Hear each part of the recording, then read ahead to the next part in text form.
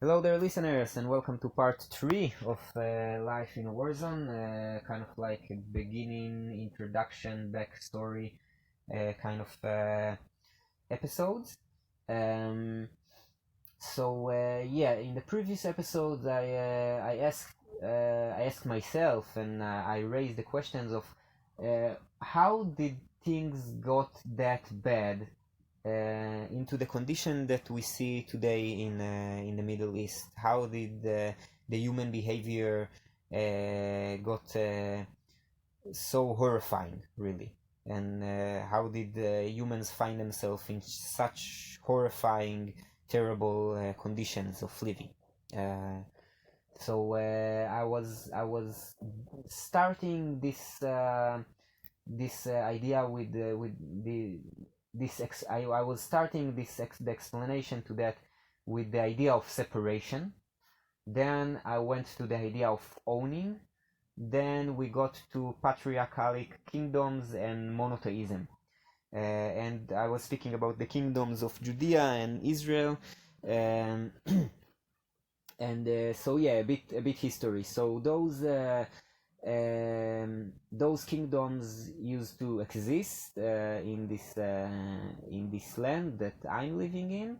Where I live now, it used to be a part of the Israel kingdom for a while, and around Jerusalem region, it used to be the Judea kingdom, and where is Gaza today, and around it, it used to be Plishtim kingdom. The Plishtim is another nation that came from around Italy, Greek, through the sea.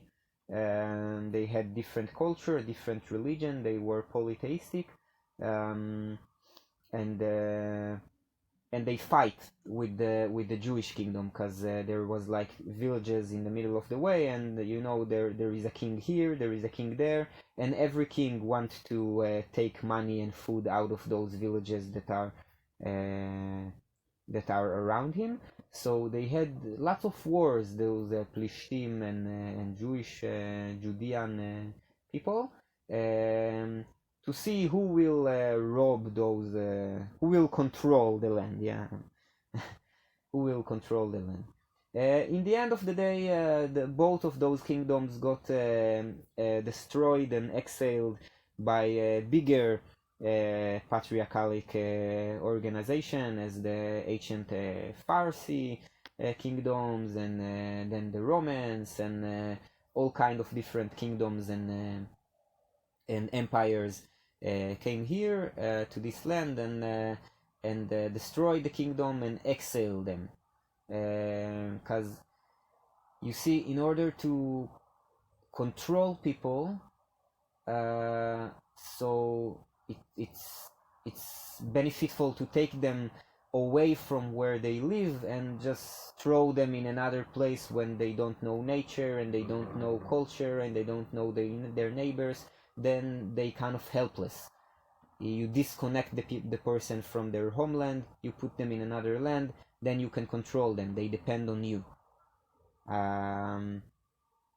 Yeah, kind of like modern states. You people don't know how to survive or have like a proper life with just interacting with their surrounding. They need the state to provide them with their stuff, so they work to get money to pay to the state, stuff like this. So generally what I'm saying is that those different empires or big kingdoms, they exile pretty much everyone that lived here, including the Jewish people. And this is how the people from the kingdom of Judea and the people from the kingdom of Israel got spread all around the world. But they kept their religion, this new monotheistic religion that was developed here in Israel. They kept it because they had it was the beginning of the age of letters and write. They could write stuff, so they had like books not exactly books, but like written word, okay? And in this way they can keep their cultural legacy. And that's another problem that I see that lead us to where we are today. The idea of like keeping the culture, of keeping your identity, or keeping something. You know, the idea that stuff's supposed to stay as they are is, in my perspective, it's just not connected with the reality of how existence is working. In my perspective, as I learned from Vipassana, from Buddhist studies, um, existence is depend on change, and monotheism have existence is depend of change and variety, and monotheistic religious believe that they know what is the right way to behave, and things just have to stay as they are, and work only in this specific way, always, everywhere. That's like, for me, that's something that is messed up with monotheistic religions, and this war that we see around us today is very, very much based on monotheistic religions. You can see that very clearly, because one side is like the Jewish people, one monotheistic religion, and the second side is the Muslim people, which is another monotheistic religion. And if you ask me, the only reason that those people are counted as separate in the first place is that they have those two religions. So monotheistic religions are very connected with this war, and that's quite clear, if you ask me. Also, you can see that the leadership of Hamas is very religious, and the leadership of Israel today also, I think it's the most religious government that Israel ever had. Yeah. So those Jewish people that got exiled around the world, instead of mixing within the societies that they get into, they stay very separate and closed communities. And for about 2,000 years, the Jewish people were exiled in the world, staying very separate from their surrounding, and having lots of conflict with their surrounding, being attacked and bullied and hunted down, and eventually almost completely brutally eliminated in the Holocaust in Europe, Second World War. Yeah, lots of very, very bad time for the Jewish people in the times of exile, both in the Christian lands and both in the Muslim lands. Oh, now Christians and Muslims, it's other monotheistic religion that developed later, and the fact that the history of the Palestinians are is like the modern Palestinians, not the ancient Plishtim, is connected with that, because you see, in about, I think it's about what, like 600 years ago that Islam start develop.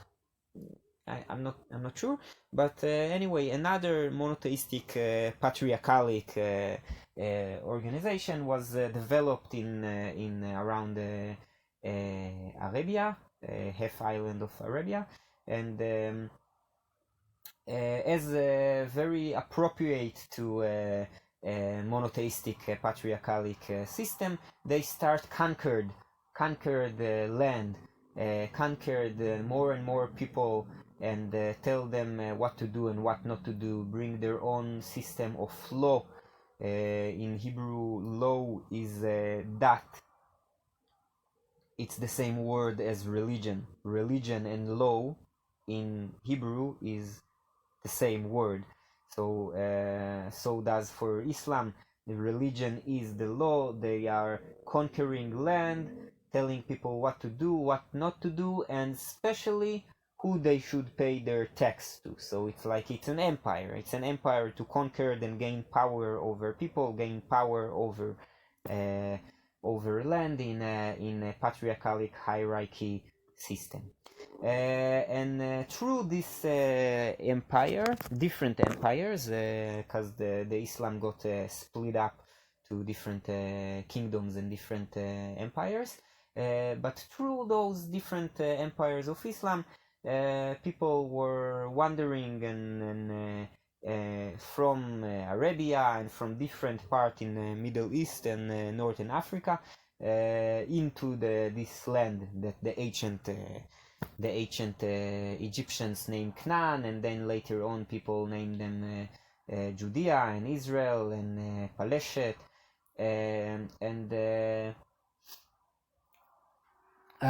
wow, long time that I'm speaking. Yeah, and I already spoke about the Holocaust as a general idea. It was horrible. My family is coming from the Holocaust. I mean, my grandmother is a Holocaust survivor, and all of her family was illuminated in Poland. Just massive murder of people.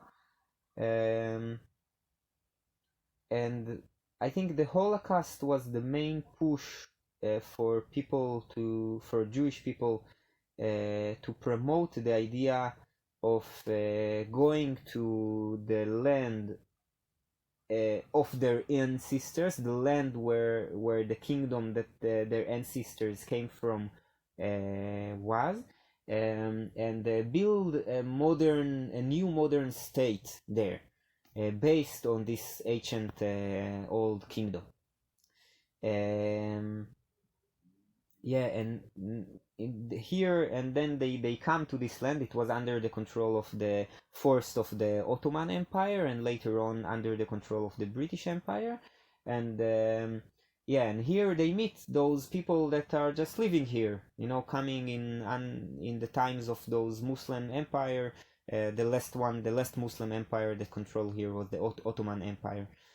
So the Jewish people that are coming from all over the world, beginningly mostly from Europe, running away from the Holocaust. So they meet in this land all those people that are living here, and because I think it was the Roman that start to name all the land Palestine, after these ancient people, the Plishtim, that were living here.